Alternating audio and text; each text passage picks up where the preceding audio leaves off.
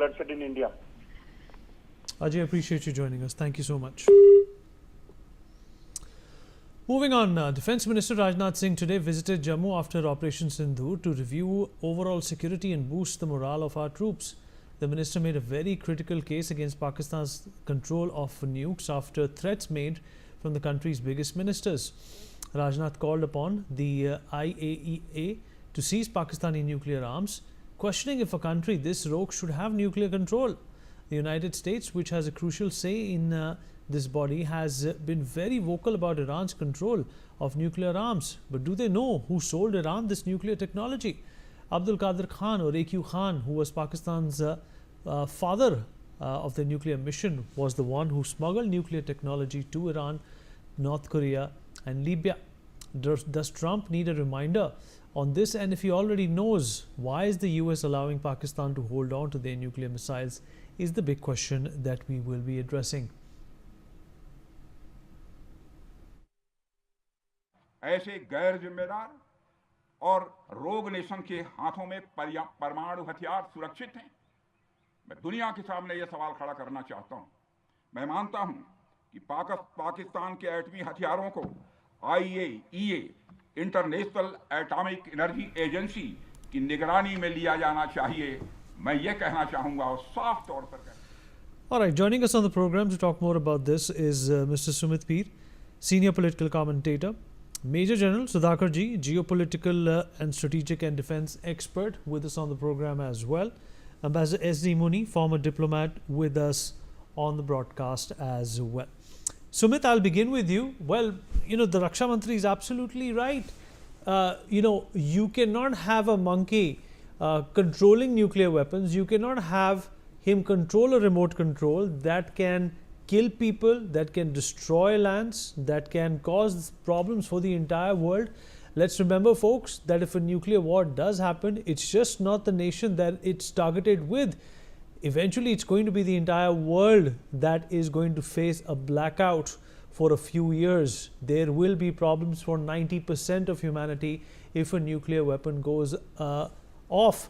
Sumit, but let's also talk about the hypocrisy, right, on behalf of the Americans. On one hand, they're very keen on not letting Iran have a nuclear policy also. Forget about a nuclear bomb.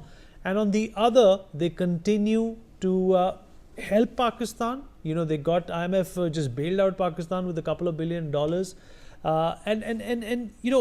Pakistan is being hyphenated with India, which is a big problem to me. How do you think this looks for the Americans? Vineet, that talks about utter American hypocrisy, and what I've been always saying that, only your Shakti can ensure peace and power. It is your army, your own things which can make you safe. No alliances, nothing works at the time of dire need. Look, it's a very simple thing. Yesterday, Trump was in Saudi. He was embarrassing this Julani, the ISIS terrorist, who has killed people with his own hands, right? And then he said Marco Rubio will be meeting the foreign minister of Syria, who is again an ISIS terrorist, Dadiwala terrorist. And I remember what Dr. Jaishankar once said, that there are people who are donning now suits and ties. They cannot wash out their old karmas and old history. I mean, if this can be done, and he says, your crown prince wanted me to do that, and Tayyip Erdogan called me to do that, and it is believed that Qataris even showed them some carrots that they will invest these many $1 billion in US, and yesterday he signed a $600 billion deal with Saudi. So basically it means if you have money on the table, everything and anything can be brainwashed. You can shake hands with the ISIS terrorist. A legitimate ISIS terrorist will become a legitimate partner of United States of America. That's the American hypocrisy, because their foreign policy is based on every quarter. Now, if you look at Pakistan is a strategic leverage with India, China, Afghanistan and Iran. So they want to keep this rogue nation alive. Now, if you look at all the rumors which have been going beneath about the radiation leaks, the International Atomic Energy Agency says there is no leak today, but was there a leak? They have not clarified that. Was there ever a leak in last 10 days? They have not cleared it. Why things are moved out of Kahuta? Why there was Baron being spread yesterday? What were the American Gamma, aircraft, Gamma sensor aircraft doing there? What was Turkish C-130 doing there? Why are these earthquakes coming in Pakistan? There were a lot of things which are being speculative. And why are they moving the whatever they have in Kahuta? Why are they moving out of that? So that means fundamentally you are talking of a country which is unstable. You are talking of a country which has tactical nuclear warheads. You are talking of a country which has dirty bombs which are difficult to transport, use, and even to safekeep.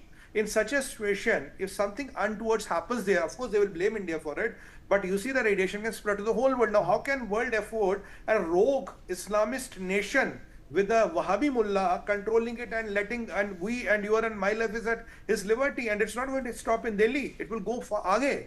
Now it's for the world and it's for the people to get together and disband Pakistan's nuclear weapons. And unless and until you get rid of the Pakistan's nuclear weapons, wherein after this Operation Sindoor, there are serious doubts. Are they intact? Is there a radiation leak? Is it contained? Will it happen again? How safe are the weapons? Will a jihadi group reach to them?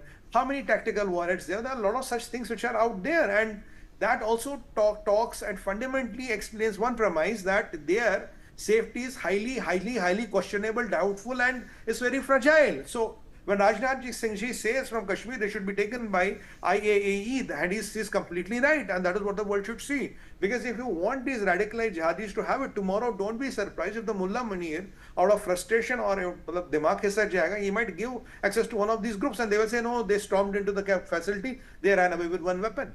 And for these jihadis, even if they have to, if a few men will die in the process of stealing those weapons, they don't mind. You are talking of radicalized people who are terrorists in uniform. That is what the reality is. And from a perspective, Indian perspective, Pakistan's nukes are a perpetual threat to India's safety and your and my life security. As long as we are able to handle them, dismantle them, or whatever way they get out of vicinity, your and my life is more safer that day. That is how I look at it. By the time we don't settle their nuclear doctrine completely, when we can tell to the world, look, Pakistan is not a nuclear power, that day you and me can sleep maybe half an hour more in the night and breathe better. That is what the reality is we need. The world has to see it that way. All right.